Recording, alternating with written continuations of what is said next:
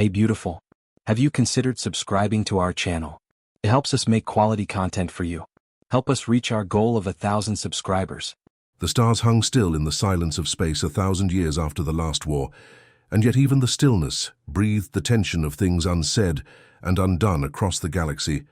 Ruled by peace, imposed not chosen commander Threx Var stood at the edge of the war chamber aboard the Zorak Dominion flagship, his forearms folded behind his back, his scaled brow furrowed, not with contemplation but with disgust. The screens before him glowed with reports, ship movements, economic cycles, interspecies, exchanges, and a red-marked dossier blinking with the name Humanity. He sneered and turned to his second. They sit behind their wall and rot. His voice was low, rumbling like rock-grinding bone. Sub-Commander Rel Van bowed his head, barely hiding the fear. No contact from Earth in over 9 centuries, Commander. No movements beyond the Sol border, no ships, no messages, no aggression. Exactly. Threx growled. He paced across the polished obsidian floor, tail swaying behind him. They do not trade. They do not threaten. They do not even speak. He jabbed a clawed finger at the glowing screen. That is not peace, that is preparation. Rel Van said. Nothing. The silence in the chamber was heavy until Threx turned and roared. A predator does not mule.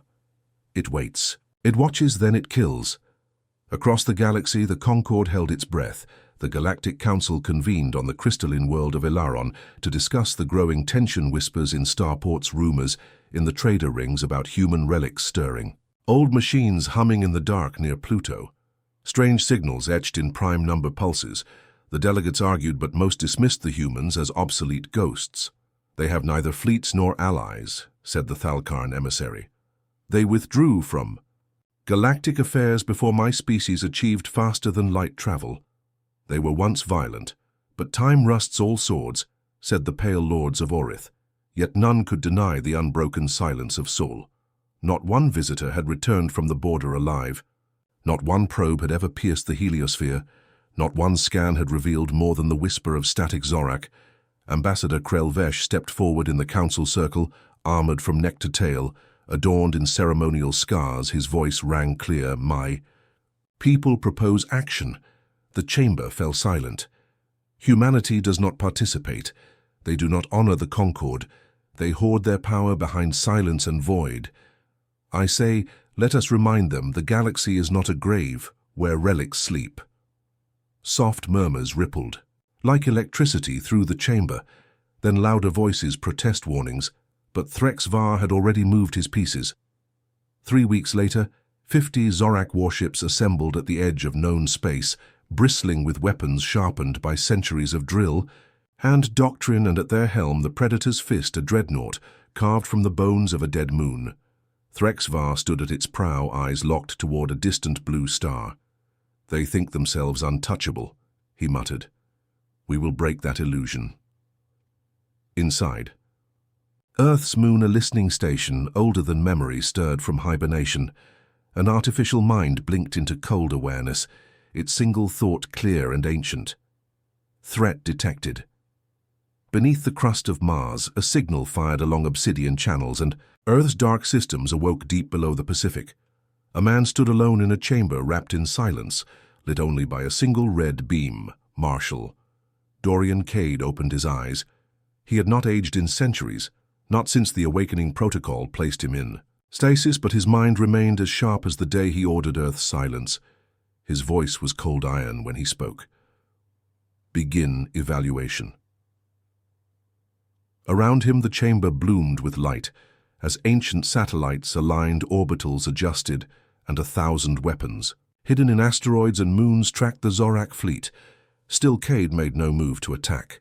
Let them declare it first, he said. Let history remember who broke the peace. On the Predator's fist, the Zorak fleet reached the edge of Solthrex. Var stood, before the transmission, Dia's claws tapping against metal. Open channel. A young technician hesitated, saw no response from Earth, no signals from the Sol system, nothing at all. Threx smiled with his fangs, then speak to the dark and let it carry our voice. He stepped forward into the beam, his voice amplified across the void. To the ancient race of Earth, I am Commander Threx Var of the Zorak Dominion. Under the authority of the Galactic Concord, I hereby declare a formal act of war against your kind for crimes of silence obstruction and refusal of alliance. The transmission ended. The technician looked at him puzzled. Sir, they did not reply. They will? Threx said. With screams. He turned to the fleet, advance, and the Zorak warships surged forward past Pluto, past Neptune, and into the quiet of the solar system where nothing greeted them but stars. They scanned for targets, found none. They searched for stations, found only silence. Threx stood at the command altar, frustration rising. Where are their defenses? Where are their satellites, their ships? Then the silence broke. One voice crackled over every frequency, over every channel, in a tone as calm as sleep. We were wondering how long it would take. Threx froze before he could speak. Before he could order shields, the stars moved. No, that was wrong. The stars didn't move, the space around them. Bent, twisted as if reality itself had blinked. And then the fleet died. In a breath, ships exploded without warning, their hulls ripped from within. Their reactors detonated as if commanded by invisible hands. A dozen warships reduced to light and debris in 3 seconds. Threx roared orders. Chaos reigned, but nothing made sense. Lasers came from nowhere. Missiles struck from impossible angles, and through it all the single voice spoke again.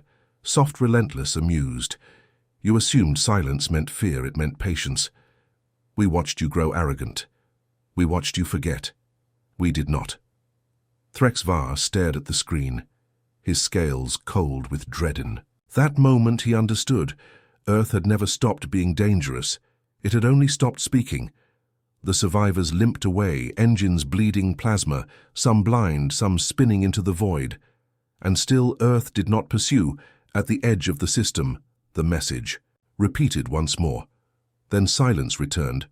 Back in the chamber beneath the Pacific Marshal, Cade stood unmoving, eyes on a hologram, showing the debris cloud of the Zorak fleet. A second man entered, young, sharp-featured eyes, hard as winter, Major Elias. Wren reporting, sir. Cade nodded.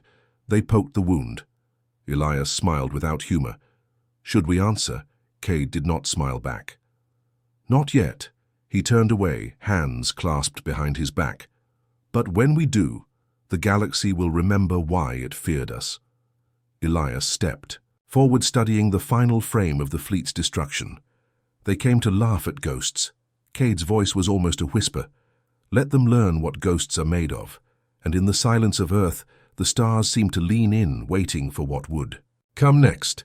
The rain fell without sound on the glass of the command dome deep beneath the Atlantic, where light never reached, and silence reigned. But inside the chamber, every breath, every movement hummed with tension, sharpened by centuries of waiting. Marshal. Dorian Cade stood alone before the central projection, his reflection faint on the polished floor, his eyes fixed on the spinning fragments of what had once been the Zorak fleet. He did not speak for a long time, only watched as each wreck turned. Slowly in the void labeled, tagged, archived. The door hissed open behind him, and the footsteps that followed were confident, clipped and precise, reporting as ordered. Cade nodded but did not turn. Major Elias Wren, status of the system. Elias stepped. Beside him, tall, lean, armored in black matte plating that whispered when he moved, eyes sharp and narrow like a blade unsheathed. Orbital ring systems are green. 77% of SolNet is active. The sleepers on Titan remain dormant, and all stealth assets have returned from forward observation, no losses. Cade's voice was quiet but firm. And Earth, stable. Elias said, no breaches, no exposure, media suppression at 100%. The surface doesn't know anything happened. Cade finally turned good. Elias studied the data feed scrolling beneath the hologram, his jaw tight. Was that a test? Cade looked at him. No. He walked slowly toward the operations pit, where ancient consoles pulsed with low blue light and shadowed figures. Worked in silence, it was a mistake. They believed we had forgotten who we were. Elias nodded, his gaze still locked on the screen. And did we? Cade's voice was colder now, not cruel, but absolute. No. He gestured, and the system shifted, zooming into the remains of a Zorak cruiser, where the skeletal framework glowed from internal melting. Do you know what they used to call us, Major? Barbarians, Elias said without hesitation. Primitives unfit for interstellar diplomacy. Cade raised an eyebrow. Yes, but also something else. He tapped a control and the screen filled with images from ancient wars. Human wars, men in trenches, fire in skies, cities turned to dust. A history soaked in blood and brilliance, the apex species. Elias nodded slowly. No predators. No rivals, not because we were strongest or fastest, but because we refused to stop adapting. Cade gestured again, and the hologram vanished, replaced by a single golden dot, pulsing slowly at the edge of Sol. A second fleet will come. Zorak pride. Cannot stomach this humiliation. They will send more, they will send better. Elias's voice was cold. Then we give them worse. The marshal did not smile, but something in his eyes flickered. You were always too eager, Elias. Someone has to be the major. Said Cade walked past him toward a sealed console locked behind biometric keys and ancient protocols. He placed his hand on the scanner and spoke a word lost to all but the oldest records, Talion. The console opened. Inside was a list, not targets, not. Coordinates, not weapons names. Each one etched in red, each one connected to events long buried in council archives. Operation Recall. Cade said, They thought we retreated. They thought we disbanded, but Earth never forgets its soldiers. Elias read the list in silence, then looked up. These are ghosts. Not anymore. Cade's hand moved over the console and across the solar system. Dormant beacons began to stir on moons, on asteroids, in derelict stations, half buried in ice. The ghost units awakened. Men. Bred for war, trained in silence, honed across decades of simulations so real. They bled. Elias turned as the room lights dimmed and emergency protocol blue lit the walls. So it begins. No, Cade said. This is only the prelude. In deep orbit, a stealth. Platform unfolded its wings, wide black panels absorbing light and logic. It turned slowly, broadcasting encrypted signals across SolNet and through the buried conduits to every remaining defense node. Across Earth, normal life continued unknowing. Unaware beneath skies watched by orbital minds older than nations, Elias followed Cade into the lift that descended into the core chambers where the true heart of Earth's defense pulsed behind miles of shielding and forgotten metal. You think the Council will get involved? Elias asked. They already have, Cade replied. The doors opened to reveal a map, not of Earth, not of Sol, but of the galaxy entire. Each world, each system marked by color alliances and strength. In one quadrant, the Zorak. Dominion burned red, pulsing erratic, now stained with the blood of defeat. The Council stood back. The first time, they won't risk it again.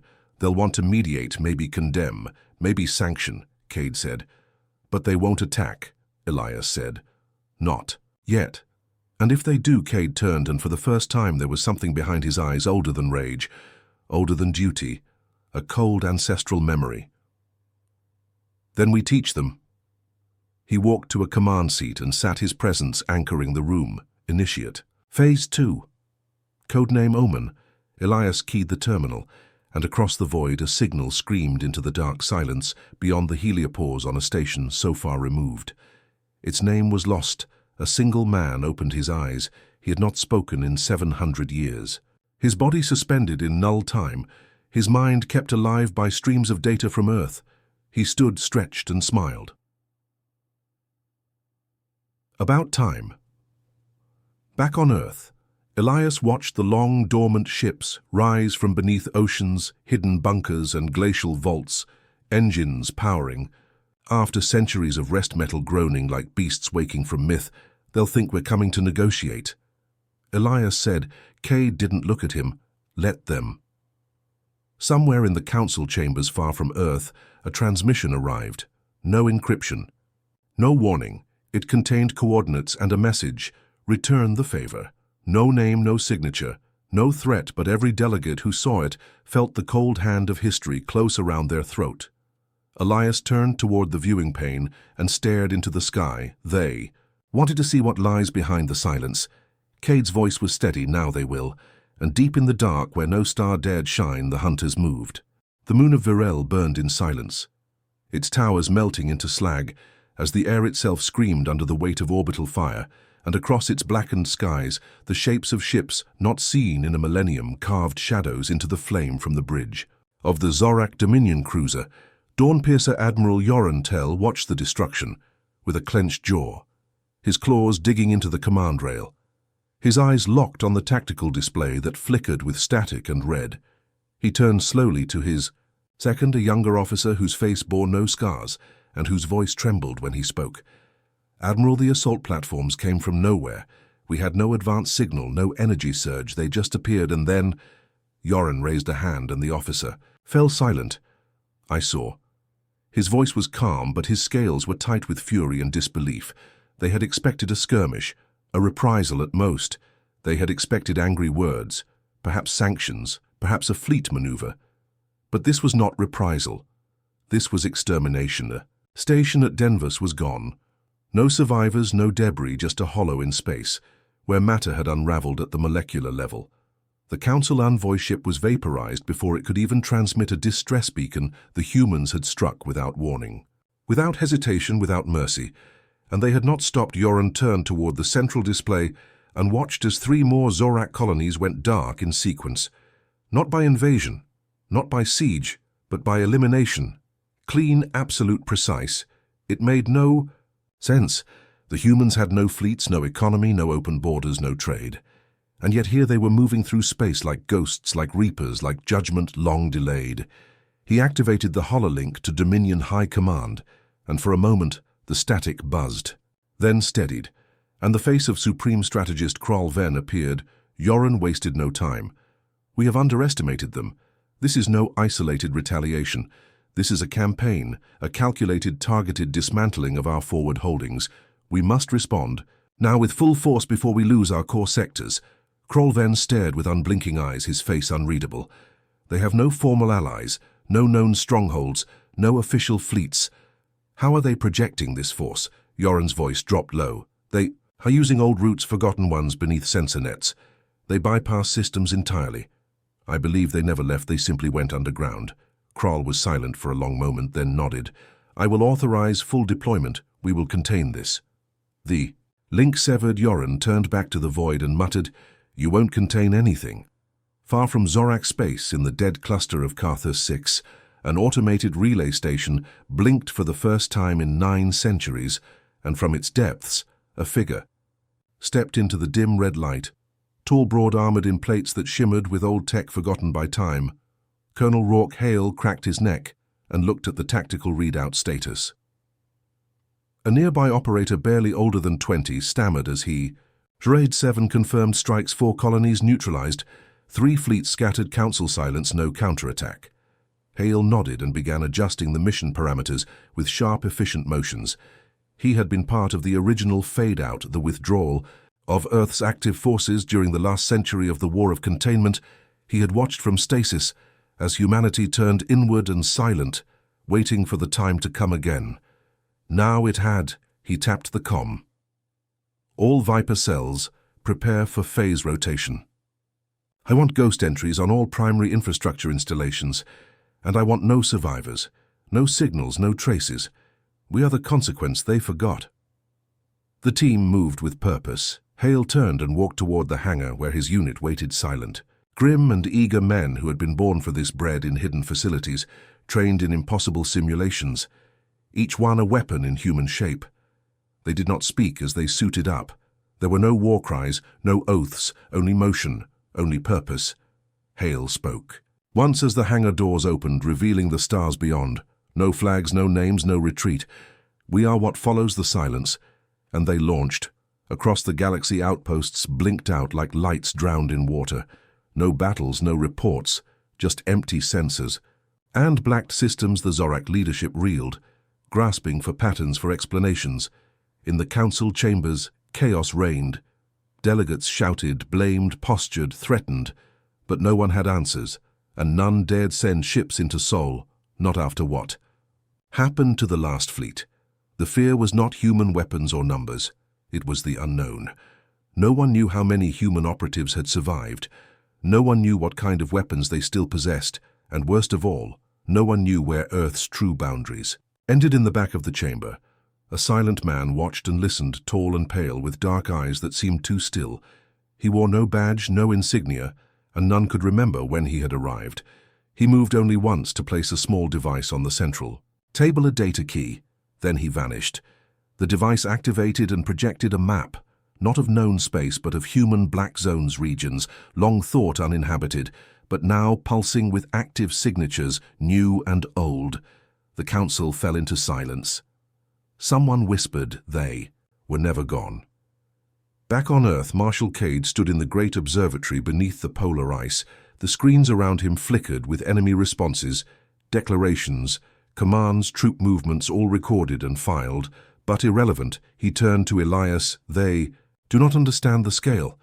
Elias adjusted his glove's eyes on the feed from Rourke Hale's squad as they dismantled an orbital refinery with mathematical precision. No, they think we are still playing by their rules. Cade's gaze hardened. We are. Not. The old rules died when they came to our door.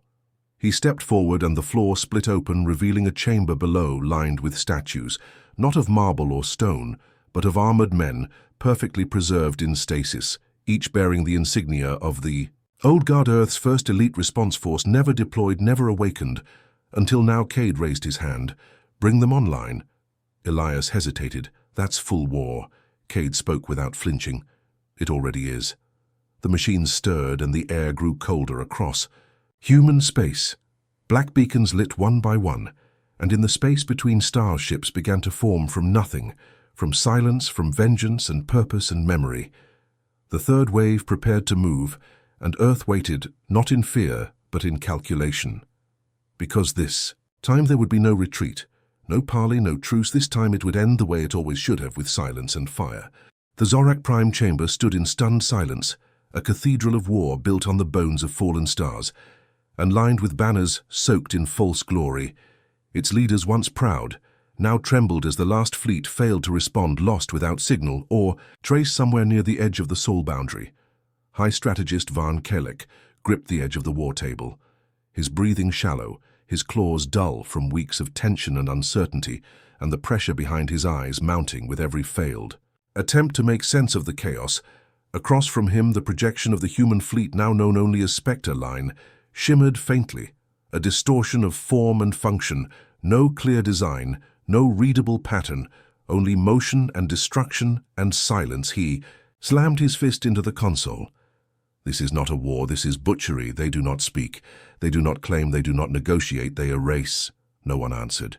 Not the sub-admirals, not the data priests, not the psionic interpreters, who had long since abandoned their futile attempts to read human intent through diplomacy or mind work. Only the silence responded. Now a junior tactician stepped forward, voice barely audible. One unit survived contact at Varaxis. The data is incomplete, but the audio was recovered. Kalek turned slowly. Play it. The chamber echoed with static, then a voice, low, rough, unmistakably human. You thought peace broke us. You thought time made us soft. You thought silence was surrender. You forgot what made us, and then laughter. Low, terrible laughter that did not end. Kalek fell back a step, as if struck, his breath gone, his mind reeling. They had never understood. The humans had always viewed them as volatile, reactive, reckless.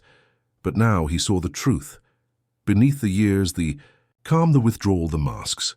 They had been waiting, preparing. Not because they feared Zorak power, but because they knew exactly what they would do when the time came, and now it was here.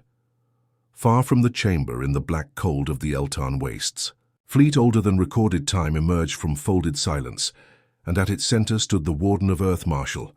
Dorian Cade watched the Zorak homeworld spin slowly beneath them, through the lens of a battle cruiser carved from ice and alloy built. In a time when Earth had no allies and no pity, beside him Elias Wren prepared the last wave coordinates, his movement smooth, deliberate, without emotion, but not without memory. You sure about this? Elias asked. Eyes narrowed. Cade nodded once. They asked for a response. Elias activated the final protocol and the ship began to hum deep in its bones. Then let them remember why we stopped talking. On the ground beneath them, Kalek received the alert with a numb heart, not from his own scouts. They were gone, not from early warning systems they had been bypassed, but from a scream in space that overloaded every signal channel across the Zorak core. One word repeated in ancient Earth dialect, remember. The sky above Zorak split open, not with light but with dark.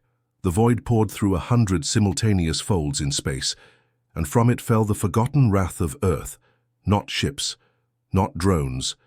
Men, thousands of them in black armor, falling like meteors, each one wrapped in magnetic fields and heat shields, each one a soldier from myth and nightmare, descending without sound, without pause, without mercy. They hit the ground and the slaughter began. Not war, execution. Each human moved with terrifying speed and precision, weapons older than any. Zorak record cleaving through elite guards and royal defense drones, like mist through morning light. Inside the palace, Kalek ran, not out of fear, but desperation, needing to see, to understand, to face the thing that had become legend. And there, in the great hall, he found him. Marshal Cade stood alone among the corpses of the royal guard, his armor steaming with heat, his face, bare eyes calm. Kalek stopped breathing. "You cannot kill us all." Cade's voice was soft. "We already have." Kalek raised his hand slowly as if to call for something, but nothing came, no guards, no backup, only the endless ticking silence. "You could have answered the council, you could have spoken, we would have listened." Cade stepped forward. "You never listened. You never believed that silence was a decision, not a weakness. You mistook peace for surrender and restraint for absence." He stopped inches away from the Zorak leader. "And now you face the truth." Kalek lowered his eyes. "What do you want?" Cade looked down at the broken symbol on the floor beneath them, the Zorak crest cracked and scorched. Nothing. He turned and walked away. Kalek fell to his knees as the human fleet above began the final phase, total system shutdown, directed EMP storms, precision orbital, bombardments, every military installation deactivated, every factory silenced, every satellite blinded. Not one civilian was harmed, not one city burned. Only the war machine was ended. Cleanly, absolutely. Back aboard the command ship, Elias watched the data flow and nodded slowly. "It's done." Cade stood beside him, silent for a long time, then finally spoke. "Prepare the fade." Elias looked at him. "We're not staying." Cade shook his head. "We were never here for conquest. We came to remind them that the 1,000 years of peace was not the end of us." He turned away. "It was the proof of what we can choose to be." Elias keyed in the signal, and across the galaxy the human presence folded again, back into silence, back into myth, back into the dark, where they had waited for 1,000 years. And on the Zorak homeworld, where fire had come and gone, the people emerged from shelters and saw the sky cleared, the machines silent, and their leaders gone. Not dead, exiled, and in every empty throne room and burned command post one thing remained, a single symbol etched in steel, an old earth sigil, not of a nation but of a warning: do not awaken what you cannot silence. And as the stars turned once more, and peace returned to the galaxy, it was no longer born of treaties or talks, but of memory and fear and respect, because they had laughed and they had remembered why.